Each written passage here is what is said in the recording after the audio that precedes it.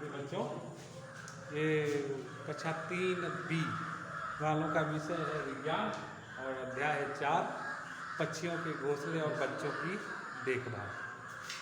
तो इसमें हम यही पढ़ेंगे कि पक्षी घोंसले किस प्रकार के बनाते हैं और वो अपने बच्चों की देखभाल किस प्रकार से करते हैं।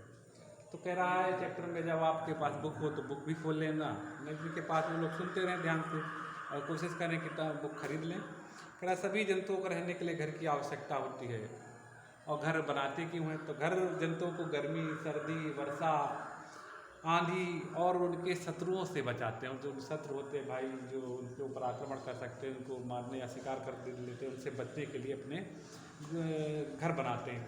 एक पक्षी अपने बच्चों के साथ जिस स्थान पर घर में रहता है उसे हम घोंसला कहते हैं। और सभी बच्चे अंडे घोंसलों में देते हैं।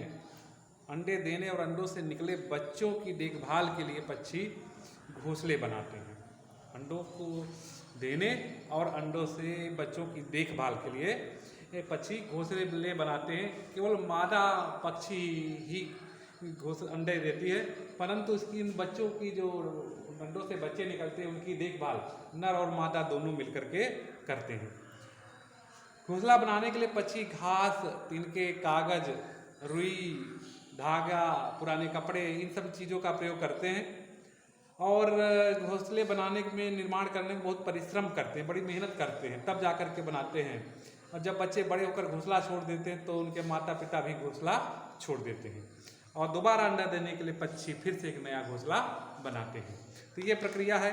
तो इसी प्रकार से बताया उसने किस प्रकार से कौन कौन से पक्षी बनाते हैं। जैसे उन्होंने बताया है दर्जी चिड़िया या खुद की चिड़िया अपना घोंसला 2 या 3 बड़ी पत्तियों की सहायता से बनाती है। ये अपनी पैनी चोंच का सुई की तरह प्रयोग करती है और धागे, ऊन, कपास या मकड़ी के जालों के सहारे पत्तियों को सिलकर आपस में मिला देती है। और घोंसले को गर्म रखने के लिए उसमें ऊन है, कपास है या बारीक घास बिछा देती है। घोंसला धीरे धीरे हवा में झूलता रहता है, लटकता रहता है। इस प्रकार से बनाते हैं कि उसमें वो पत्तियों को मिला करके कि उससे फिर लटका करता है। इसी प्रकार से एक बया या बुनकर पक्षी है जो घास, ताड़, पत्तियों या बारीक पट्टियों, केले, खजूर के रेशों से घोंसला बनाती है। ये घोंसला वृक्ष की टहनी से लटका रहता है। टहनी से घोंसला में उसमें लटका बनाती है तो उसमें लटका करता है टहनी में।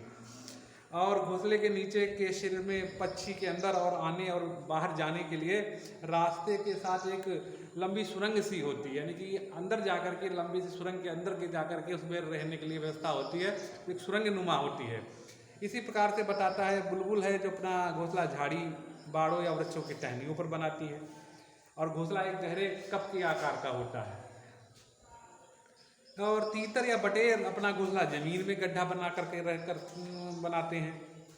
ये अपनी चोंच से भूमि में गड्ढा खोदता है। घोंसले को आरामदायक बनाने के लिए सूखी घास या पत्तियों को इसमें बिछा देता है। इसी प्रकार से एक कठपुड़वा अपनी चोंच से वृक्ष के तने में एक गहरा गड्ढा कर देता है और उस गड्ढे को अपने घोंसले के रूप में प्रयोग करता है। जब गड्ढा बन जाता है उसमें अपने घोंसले की तरह उसमें रहता है। लकड़ी की छीलन बिछाकर वो अपने घोंसले को गर्म और आरामदेह बना देता है।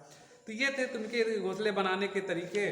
तो और कोयल जैसे है, जो कोयल अपना घोंसला स्वयं नहीं बनाती है क्योंकि ये बड़ी आलसी होती है। ये अपने अंडों को कौवे के घोंसले में रख देती है। कोयल और कौवे के अंडे एक जैसे होते हैं। मादा कौवा कोयल के अंडों को सेती रहती है। वो अंडे में से बच्चे निकलने पर उनकी देखभाल भी करती है और जब वे बड़े हो जाते हैं तो वे उड़ करके चले जाते हैं। इस प्रकार से अब पक्षी जो है बच्चों की देखभाल कैसे करते हैं।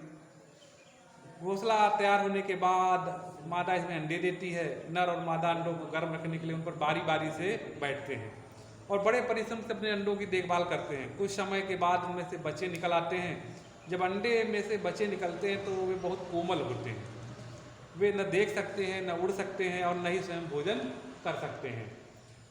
नर मादा अपनी चोंच से बच्चों को भोजन खिलाते हैं। जब बच्चों के पंख निकल आते हैं तब नर और मादा पक्षी उन्हें उड़ना, भोजन ढूंढना और खाना सिखा देते हैं। जब वे सब कुछ सीख जाते हैं तो वे अन्य पक्षियों की तरह हवा में उड़ते और चहचहाने लगते हैं।